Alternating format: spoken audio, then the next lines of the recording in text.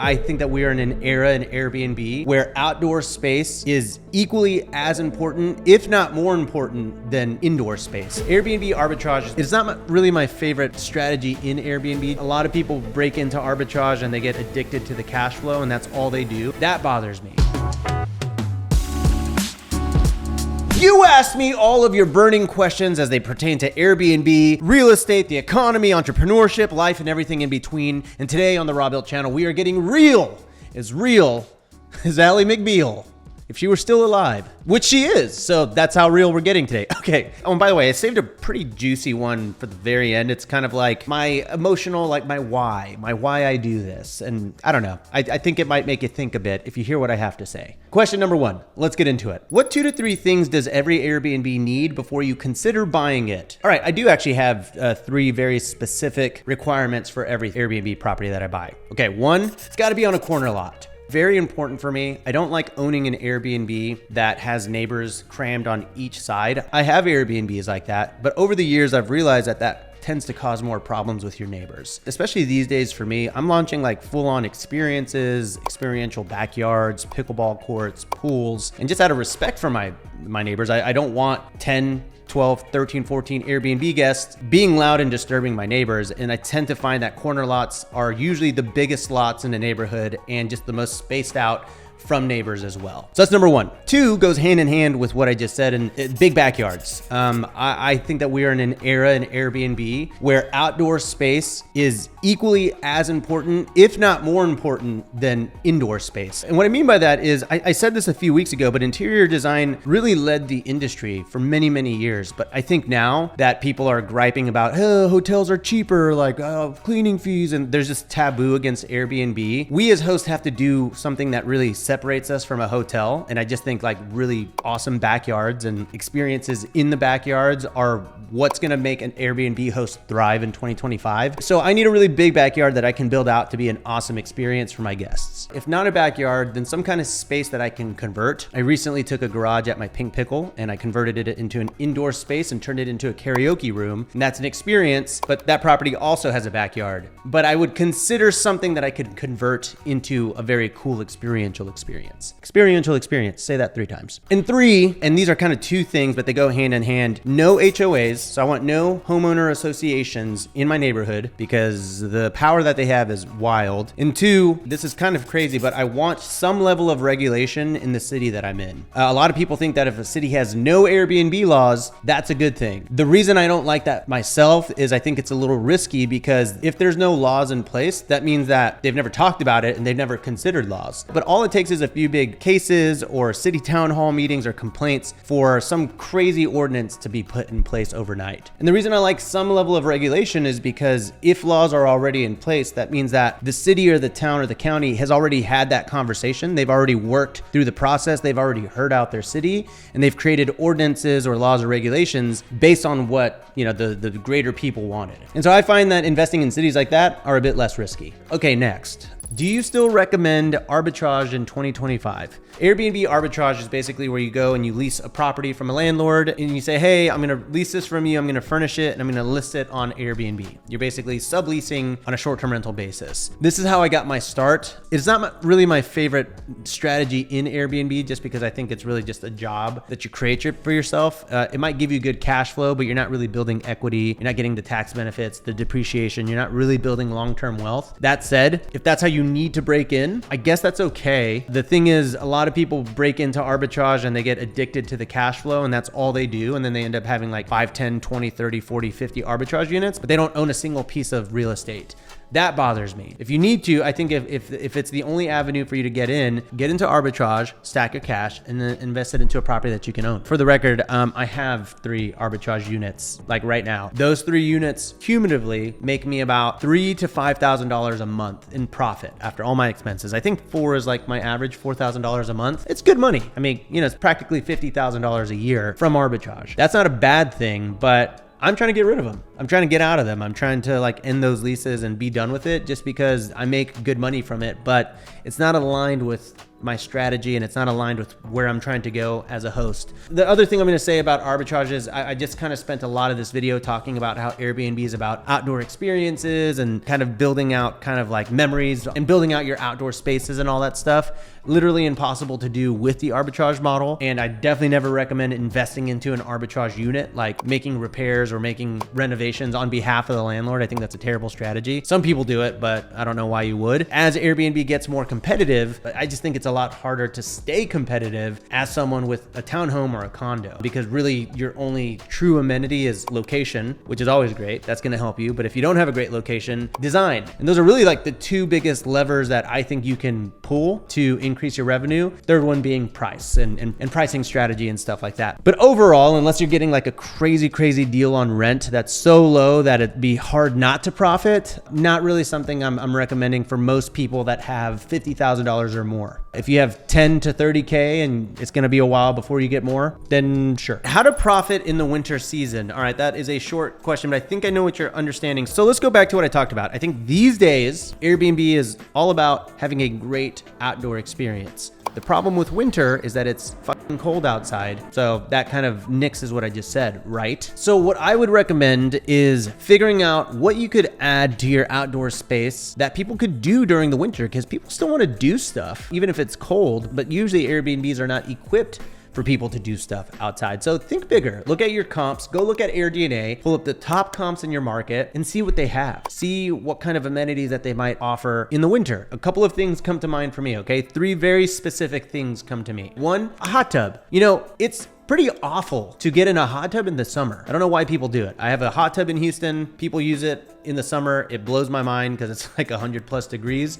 But in the winter, I love getting in the hot tub. I love it. It's one of my favorite things in the world. Consider getting a hot tub. That way people are like, oh, well, it's cold, but at least this place has a hot tub. Let's do that. Sauna. This is like a gimme. This is easy. You can go from hot tub to sauna. If you really show that people can do stuff outside, they're gonna book your place. And 3, this is also pretty standard amenity in general, but like a fire pit. If you had a fire pit, sauna, hot tub combo in your backyard, I promise you, people are gonna book your place in the winter. I mean, there's like a couple of caveats to that and market specifics, but overall, people will choose your listing over someone else's backyard that has none of that and is just like cold and snowy or cold and bleak outside. But if you have like cool amenities and cool setups where people are like, oh my gosh, I love being warm outside in the winter, you'll increase both your occupancy and your ADR, your average daily rate. And a little plus up to that, AirDNA is how I am typically like looking at competitors and comparing myself to them and looking at their amenities. I have several videos on how to use AirDNA, but if you want to give the platform a shot, that's the platform that I use. I'll leave a link in the description for you down below. It'll get you like 10% off of the platform so you can start running comps and plussing up your listings. How many hours would you say you work in a week? Oh, complicated question. I'm going to give it to you in 2 ways, all right?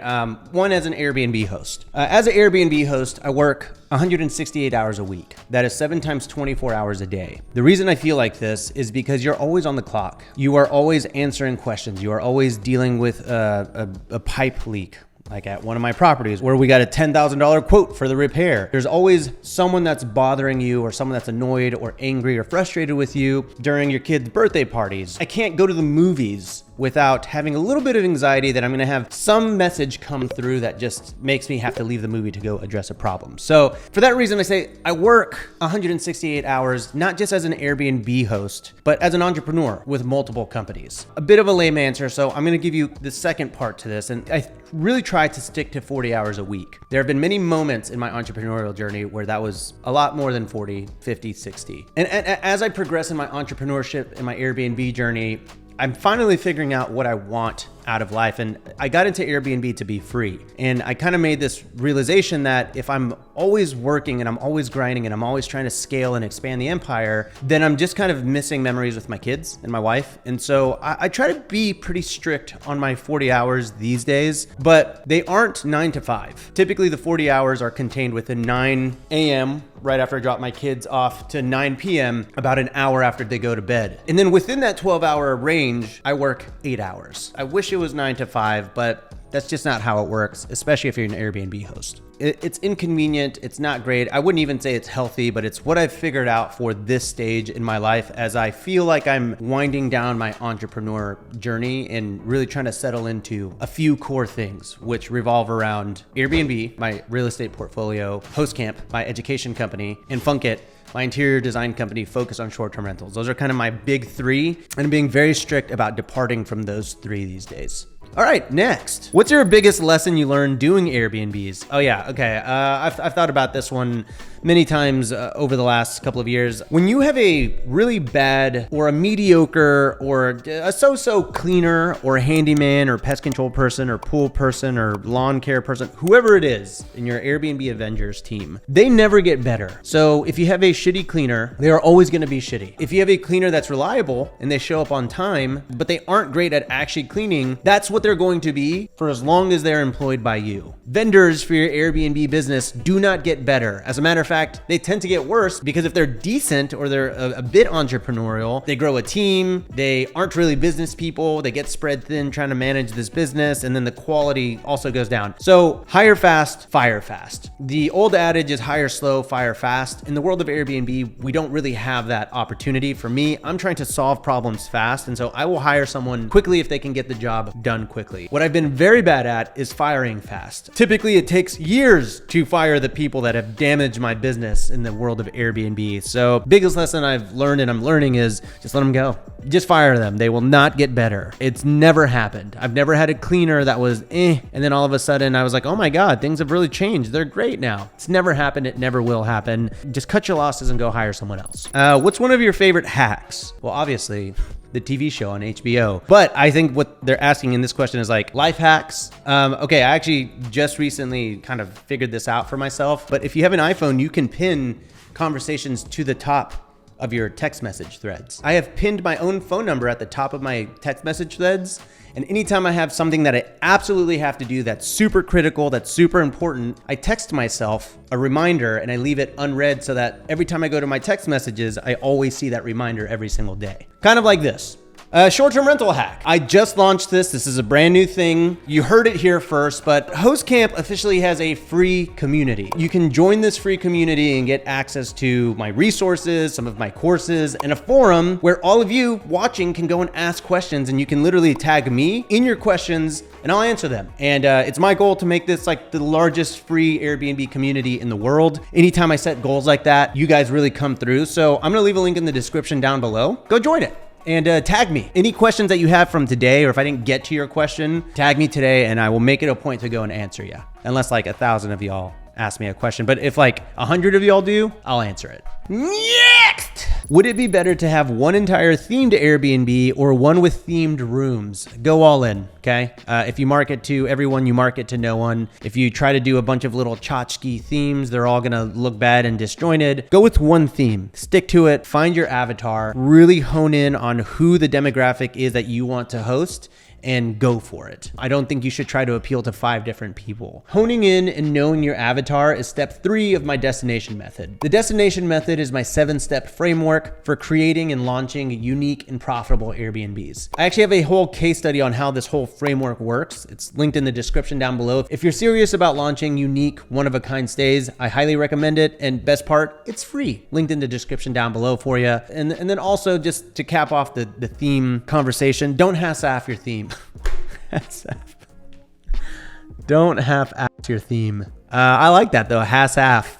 Don't half your theme. There's a very fine line between an amazingly well done theme and a horrible theme that looks like the inside of a Spencer's gift shop. Okay, you really have to be very methodical with your themes. If design is not your thing, I would not recommend going for it unless you have help. Okay, next. Airbnb until you drop, or would you consider changing strategies? Listen, I am so happy where Airbnb took me, the life that it gave me, the life that I have now. With that said, I am kind of winding down the Airbnb acquisition part of my life, meaning I'm not really actively seeking properties as much these days, like single family residences. And I am now moving into into more landscape hotels, boutique hotels, commercial developments. But here's kind of the thing that I want to make clear, because every time I say this, everyone's like, oh, he's quitting. All of these models, all these real estate kind of niches or models that I just laid out are all within the short-term rental kind of class. Because for example, if you take my recent 13-unit tiny home village that I closed on, all 13 of those units operate as short-term rentals on Airbnb, on my direct booking website. And by the way, the revenue of those 13 units are about 60% from direct bookings. If you're interested in more educational content about direct bookings from me on this channel, let me know in the comments down below, and maybe I'll do like an AMA or a full breakdown of how it works. But I guess what I'm saying is I am moving away from a type of Airbnb strategy, but I'm still staying within the short-term rental space. I'm just doing it a little differently. And I think that's the true progression of an Airbnb investor. You start with single families. Someone said it on my channel a couple months ago. They said, I'm doing the monopoly strategy. I'm going from houses to hotels, which is the moment where I become super unrelatable to the audience and everyone hates me and everyone's like, you landlord scum. But I hope not. But I really do get a lot out of launching and creating and optimizing unique stays like my domes or my hobbit homes or my A-frames. And all of these, by the way, are under 400 square feet and make more than my single family residences that are 4 or 5 times the size. So I guess now that I think about it, I guess I am Airbnb till I drop, just in a different way. Makes you think. How are your parents doing? I appreciate how you've always credited them. Yeah, my parents are doing well. They're living their retired life. They were co-owners and investors in Casa Conejo, the second tiny house that I built, and we sold that. And we just reinvested it into my 13-unit tiny home village. So they'll be taken care of from that. You know what? I'm in this really weird spot where I just find myself grinding and working a lot. I feel like every time I have this conversation, I look so sad or I feel sad. I'm really not. I'm really more in a stage of my life of realization where I am working so hard to take care of them. But then Aziz Ansari said a long time ago on one of his comedy specials, he mathed out how many more times you're going to see your parents. And he's like, how many times are you going to see your parents until they die? Or he basically was like 2 times a year. And he's like, and how many years do they have left? 20? Okay, so you're gonna see your parents 40 more times. I moved back to Houston and I moved back to Texas because I wanted to be closer to them. And luckily I see them more than 2 times a year. I see them 20 times a year. But even that metric is still really sad when you think about it, because everything is a countdown. So let's say they had 20 years left and I see them 20 times a year, that's still 400. And that's such a small number to me that it really puts a lot into perspective sometimes. And earlier I kind of mentioned I'm winding down my entrepreneur journey. And I think it's because I'm just tired of this really weird countdown where you get to see the people in your life less. And then you're double penalized because you have kids that are growing up really fast and you're missing those years. My parents are great. My kids are great. I'm great, but I'm trying to be more great by figuring out how to work less so that I can be great with them together. Longest answer to your question that you probably weren't thinking about, but I love them. They're great. I owe everything to them. They're immigrants from Mexico. They gave up everything for me and my family, and I'll always be eternally grateful. It is what fuels me. And I guess maybe the reason I go on this is that's what fuels me. That's what fuels this channel in a lot of ways. And so find what fuels you, because when you have those days where you go to the movie theater and that guest ruins your night because you have to leave the movie, remember why you're doing it, and it makes it a lot easier. There you go. Not where I thought that was gonna go, but sometimes I start a sentence and I don't know where I'm going until I finish the sentence. Like an improv conversation. Improvisation. What made you choose to spend a whole month in Copenhagen? All right, so not super Airbnb-ish, but it kind of is. This is a very introspective AMA for me. This last summer, I went for the month of July with my family. Last year, I went for the month of June, and this year, we're probably gonna go back in June for a whole nother month. I get this question a lot. A lot of people seem very not weirded out, but just why Copenhagen? Why do you keep doing that? Are you gonna go anywhere else? And the answer's probably not. I really like it there. But Copenhagen to me is kind of my internal symbol of financial freedom. When I got into Airbnb, just at the beginning of it, I had never traveled anywhere internationally. And my wife and I started talking about kids. The problem is we were broke and, we hadn't really seen the world. And so I sat down with her and I said, hey, before we have kids, I want to go to 10 countries. And she was like, okay, I'm on board. In the next year, we went to 10 countries, and Copenhagen was I think the second or the third country that we went to. The thing is, Copenhagen's really expensive and we were really broke and we didn't have a lot of money. I had just started my first arbitrage unit, actually. It's making $1,000 to $2,000 a month, and that's what paid for my trip. But I didn't have enough to enjoy myself fully on that trip, but I had enough to go. Like, and we had a good time. I remember just being there and just being bummed that I couldn't really like vacation. You know, I had to still be on a budget. I think in the back of my head, I was always just like, I'm gonna go back to Copenhagen one day. And when I do, it's gonna be at a time in my life where I'm not worried about money anymore. And I'm gonna enjoy myself and I'm gonna enjoy my family. And so when I went last year, I mean, yeah, you know, my Airbnb business has since obviously taken off. I've gone from that one unit to, I don't know, 40 something. And I've got a couple of other businesses that have also scaled. And last year, going with my family, like having to penny pinch every single decision wasn't a thing. Like I didn't have to do that. We could go out to eat. I didn't have to like stress about, I didn't have to check my bank account to make sure I had enough money, which I definitely did the first time that I went. Going there and getting to enjoy my time in Copenhagen while having this automated Airbnb business in America just showed me that like I did it. I figured it out. I did what I set out to do, which was build this life of financial freedom where I could travel the world. And so my favorite thing about going last year was I got to go to a theme park with my daughter and we rode rides, and it was the first time that she had ever gotten on a ride, and I just saw her face fill with life as we like got on the twists and the turns and the drops. It was just like a really beautiful thing, and it was like the best day of my life. And I was like, oh, what if I could just build my life around the idea of doing this with my family like all the time? And so we went back this year. We bought a year-long season pass to that same theme park, Tivoli. We went 11 times. And those are the greatest 11 days of my life, because for those 11 days, there's nothing on my mind other than hanging out with my family. And that is all made possible thanks to Airbnb and you know, y'all and friends and family that have supported me and a supportive wife. But Airbnb is sort of like the thing that's allowed me to do that. And Copenhagen for me is a symbol of that, going from broke to hitting my goals and becoming somebody. And that's why I always go back to Copenhagen, and that's why I'm gonna go back this year. So that's it. Sorry, this was a longer AMA than I intended. I told myself it was gonna be like 10 minutes, and that has proven to be a lie because I'm a liar. But if you liked today's video, don't forget to like and subscribe. And if you like being inspired by these types of stories, I recently featured a Funkit client who turned a single wide trailer into a $70,000 a year money printer. And I definitely think you should check out this story because it's a good one. So go over there, and I'll catch you on the next episode of Raw Built. Bye. I winked with both my eyes. Bye.